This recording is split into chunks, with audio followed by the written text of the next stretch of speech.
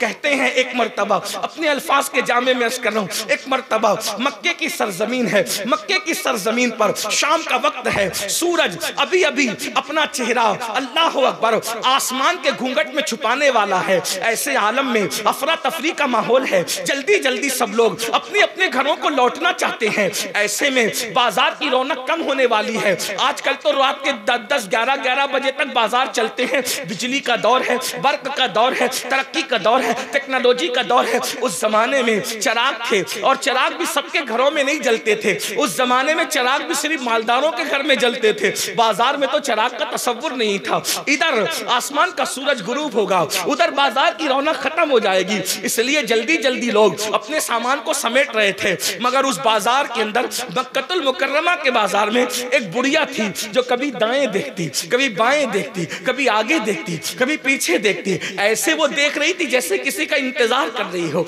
जैसे वो किसी की मुंतजिर हो। ऐसे आलम में एक जवान मनमोहनी सूरत वाला, कालियां जुल्फों वाला, चमकते चेहरे वाला, ऐसी चमक उसके चेहरे में कि अल्लाह अकबर, जिससे तारीक दिल जगमगाने लगे। उस चमक वाली रंगत पे लाखों सलाम। नरगिसी आंखों का अल्लाह अकबर जोबन ये है, उठ गई जिस तरफ दम में दम आ गया। उस निगाहे इनायत में लाखों सलाम। पेशानी का हाल ये है जिसके माथे शफाअत का सहरा रहा। उस जबीने सआदत पे लाखों सलाम। हाथों की कैफियत ये है, अल्लाह अकबर, हाथ जिस्म तो उठा, गनी कर दिया।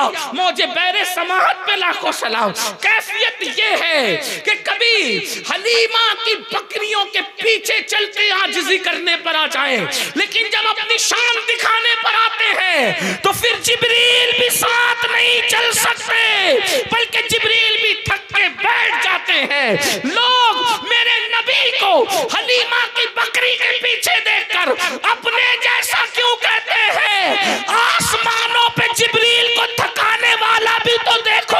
अल्लाह अकबर, जिसके साथ जिब्रील चलते थक जाए उसकी रफ्तार का आलम क्या होगा। मेरे इमाम कहते हैं, थके थे रूहुल अमी के बाजू, कहाँ वो दामन कहाँ वो पहलू, रिकाब छूटी उम्मीद टूटी, निगाहे हसरत के वलवले। मेराज बयान हो रही थी अभी 2-4 दिन पहले, लोग मेराज बयान, आप गौर करें जिब्रील कौन है? जो पलक के झपकते सिदरा से जमीन पे आते हैं। रफ्तार ये है, जिब्रील अगर पर खोल करके फिर पर बंद करते हैं, हजारों साल का फासला तय करते हैं, उसको जिब्रील कहते हैं। लेकिन वो जिब्रील थकते किसके साथ है? थकते किसके साथ है? मैंने नारा लगाने से रोका है, सुभान अल्लाह कहने से नहीं रोका, इतना डर करके गुफ्तगू। हाँ भाई, हुजूर का जिक्र आए तो फिर अल्लाह भी सुभान अल्लाह कहता है। लोगों को मैं लोगों को कहता हूँ कि जब अल्लाह के रसूल का जिक्र आता है तो अल्लाह भी सुभान अल्लाह कहता है। लोग कहते हैं वो कैसे कहते हैं? मेरे कहा सुभान अल्लादी, अल्लाह खुद कहता है ना। पहले जिक्र मुस्तफा आ रहा है तो पहले खुद ही कह रहा है सुभान अल्लादी, खुद कह रहा है अल्लाह पाक है, तो आप भी कहिए ना। लेकिन मैं थोड़ी सी बात आपको बताऊं, अगरचे बंगाल में ये शेर की तशरीह थोड़ी मुश्किल है, इसलिए कि यहाँ के लोग बंगला जबान बंगला ही बोलते हैं। हाँ, लखनऊ और दिल्ली वालों को इसकी समझ नहीं आ सकती, तो बंगला वालों को इसकी समझ कम आएगी। लेकिन मैं कोई इसमें डरूंगा नहीं। क्यों? इसलिए कि जबान समझ में आए ना आए, इश्क के जज्बात सबके यकसा होते हैं। जबान वालों को समझाना मुश्किल है, इश्क वालों को समझाना मुश्किल नहीं है। और फिर अगर खानका बुखारिया के सैयद के कदमों में बैठे हो तो और ज्यादा आसान हो जाती है बात। गौर फरमाएं, वो जिब्रील जो पर फैलाकर सिर्फ समेट ले तो हजारों साल का फासला तय कर लेते हैं, उस जिब्रील को थकाना कोई मामूली काम। और थकन भी कौन सी थकन? मैं कोई बहुत मुवक्किर और इल्म वाला आदमी नहीं हूँ। नकीब साहब ने बड़ी नवाज़िशात की, दुआ करता हूँ कि अल्लाह इनके जुमलों को मेरे लिए दुआ बना के कबूल करे। लेकिन शायद ये मुझे जानते नहीं है, इसलिए इन्होंने इतनी बड़ी बातें कह दी। अल्लाह इनके हुस्न ज़न की लाज रखे, और ये जो दुआ इन्होंने मेरे लिए की, अल्लाह वही दुआ इनके हक में कबूल करे। अल्लाह हमारे उलमा के हुस्न ज़न की लाज रखे। लेकिन इमाम अहले सुन्नत जो 108 उलूम व फ़नून के माहिर थे, उन्होंने जिब्रील अलैहिस्सलाम की थकन बयान की। मेराज में जो थकन जिब्रील है उसको बयान किया। देखो, थकन 3 किस्म की होती है, तवज्जो है आपकी। आप थक जाना तो खामोश हो जाना, मैं समझ जाऊंगा कि मैंने बैठ जाना है। वैसे तो मैं बैठ ही गया हूं, लेकिन मैंने हट जाना है। ठीक है, तवज्जो है आपकी। थकन कितनी किस्म की होती है। जब कोई किसी के साथ चलता है, जब कोई किसी के साथ चलता है तो चलते चलते वो थक जाता है, वो थक जाता है। तो थकने से वो चलना कम कर देता है, लेकिन थक कर अभी वो हिम्मत और उसका शौक कहता है कि चलो चलते हैं। तो थकने के बाद भी वो जो चलने वाला तेज रफ्तार सवार है वो उसका दामन पकड़ लेता है। ये दूसरी किस्म की थकन है। पहले थक जाना, फिर दामन पकड़कर उसके सहारे चलना। और नंबर 3, फिर इतनी थकन हो जाती है कि दामन छूट जाता है और चलने वाला बैठ जाता है। अब ना पैर साथ देते हैं ना दामन साथ देता है, तो वो हैरत से जाने वाले को सिर्फ देखता रहता है। ये तीसरे नंबर की थकन है। पहले थक जाना, फिर दामन पकड़ लेना, फिर थक करके चलने के काबिल न रहना तो दामन का छूट जाना, और जाने वाले को सिर्फ नजरों से टिकटिकी बांध कर शौक से देखना। वो जिब्रील जो पर खोल के बंद करें तो हजारों साल का फासला तय करें। जब मेराज में मेरे नबी के साथ चले थे तो हलीमा की बकरियों के पीछे चलने वाला मेरा नबी जब अपनी शान के मुताबिक आगे बढ़ा तो इमाम अब जिब्रील की तीनों थकन को बयान कर दे। नंबर 1, थके थे रूहुल अमी के बाजू, कहां वो दामन, कहां वो पहलू।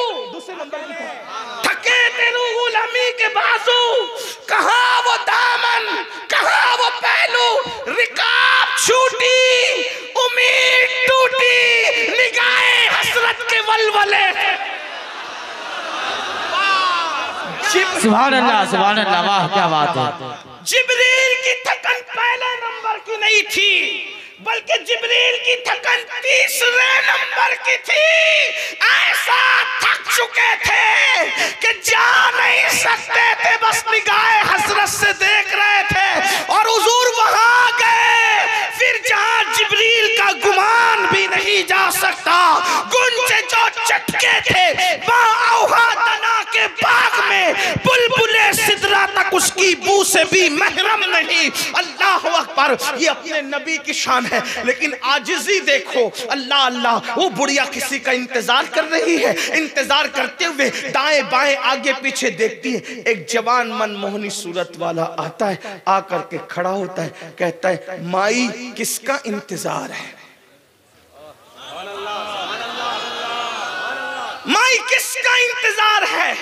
बुढ़िया ने कहा ए जवान, कोई मजदूर चाहिए, मेरा सामान बिका नहीं है, मैं उसको सर पे उठा के घर नहीं ले जा सकती, मेरा सामान कोई उठा करके ले जाए। उस जवान ने कहा माई मैं उठा दूं। हाय हाय, गौर तो सुभान अल्लाह। ना मजहब देखा, ना इलाका देखा, ना बिरादरी देखी।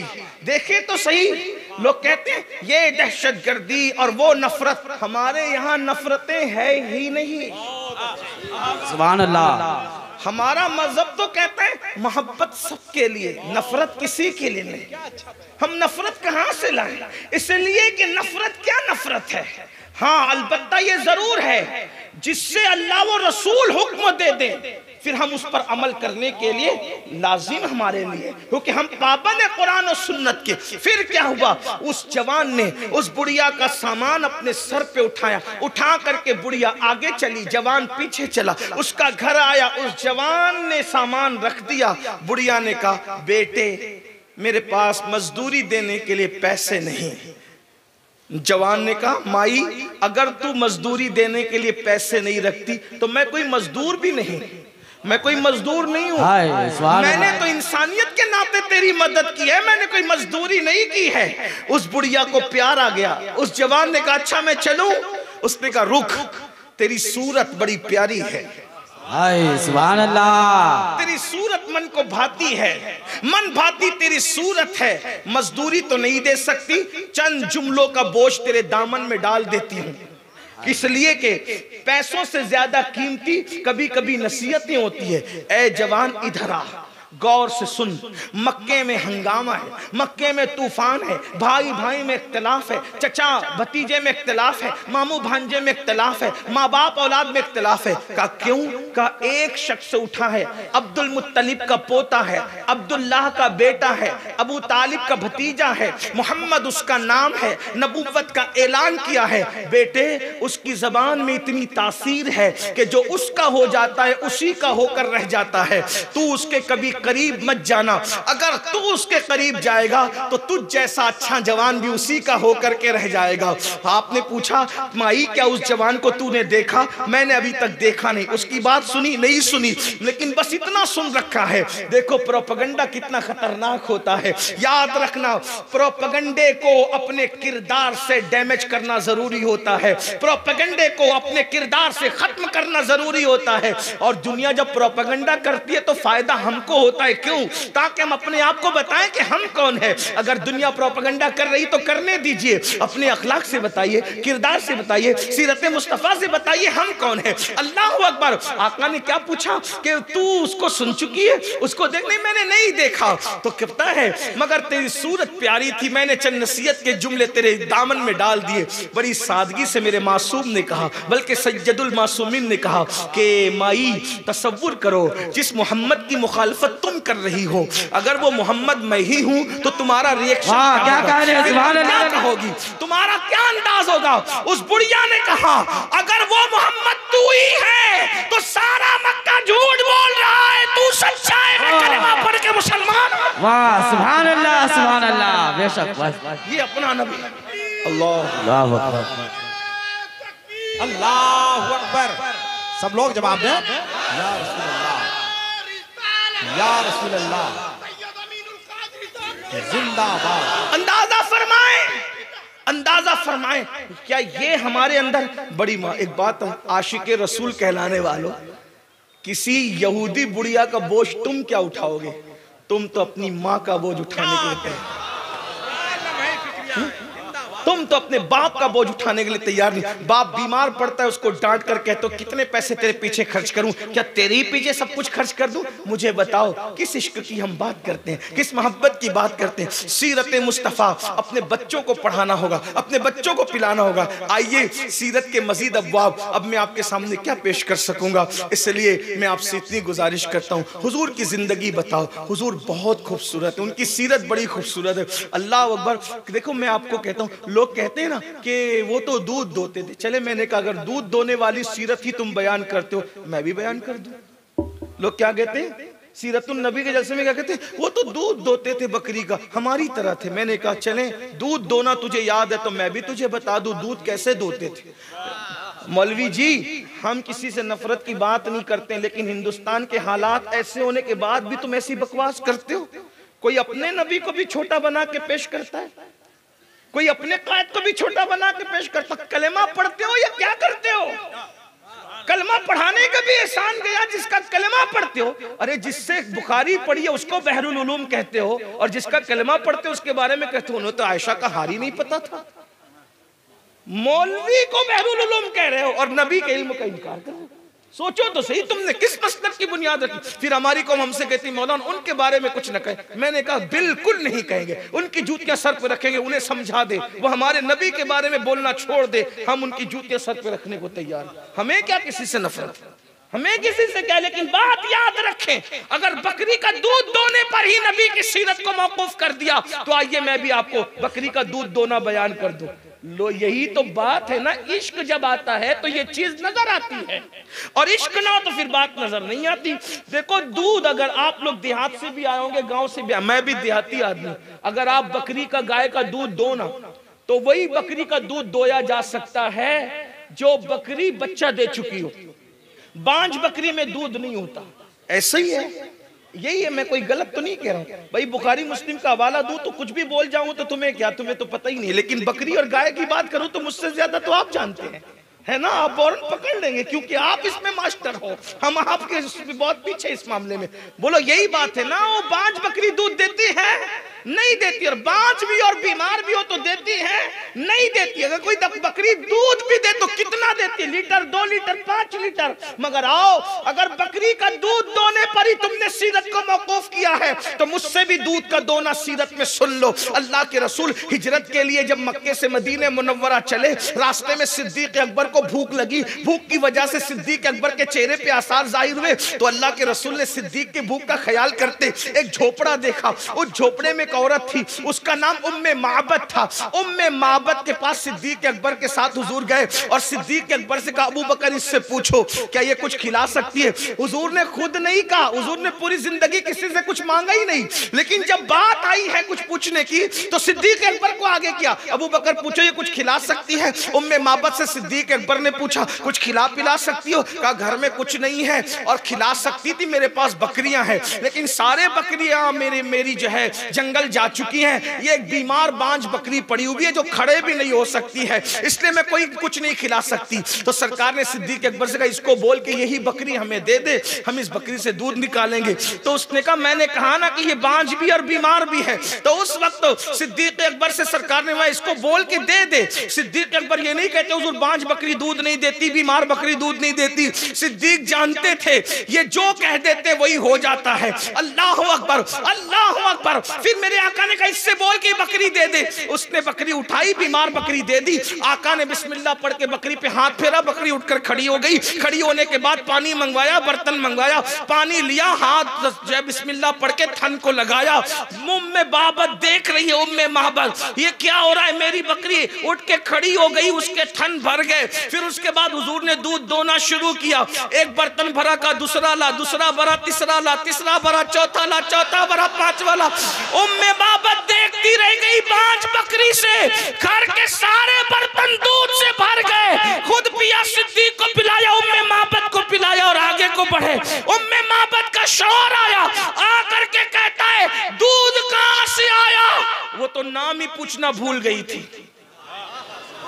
उसने कहा शौहर से एक बरकत वाला आया था, वो सारी बरकतें छोड़ गया।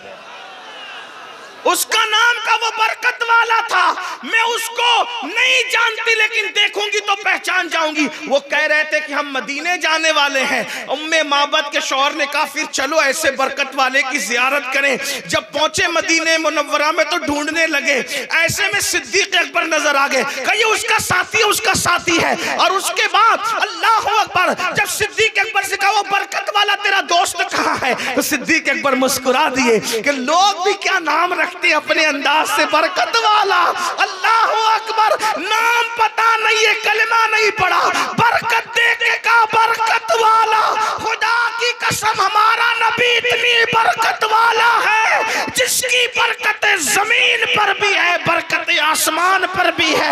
इमाम कहते हैं आसमां खान, जमी खान, जमाना मेहमान, साहिबे खाना लक़ब किसका है? तेरा तेरा। मैं तो मालिक ही कहूंगा कि वो मालिक हबीब यानी महबूब मुहिब में नहीं, मेरा तेरा। जब दोनों पहुंचे तो सूरत देखकर उम्मे माबद के शौहर ने कहा ये किसी झूठे का चेहरा नहीं है, ये सच्चे का चेहरा है। और दोनों कलेमा पढ़ के मुसलमान।